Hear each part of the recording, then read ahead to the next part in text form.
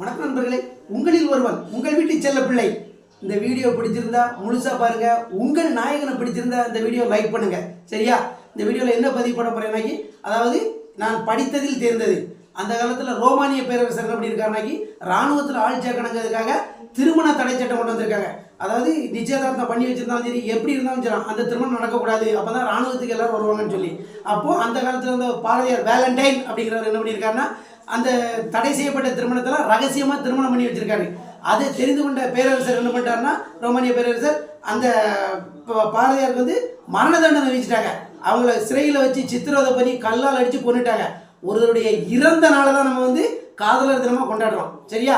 அது வந்து அந்த வேலண்டைன் ஃபாதர் இறந்த டே தான் நம்ம காதலர் தினமாக கொண்டாடுறோம், அன்பு தினமாக கொண்டாடுறோம். இந்த வீடியோ பிடிச்சிருந்தா லைக் பண்ணுங்க, ஷேர் பண்ணுங்க, கமெண்ட் பண்ணுங்க. உங்களுடைய கருத்தையும் பதிவு பண்ணுங்க மறக்காம. நன்றி, வணக்கம். உங்கள் நாயகன் நான் மயிலை அசோக்.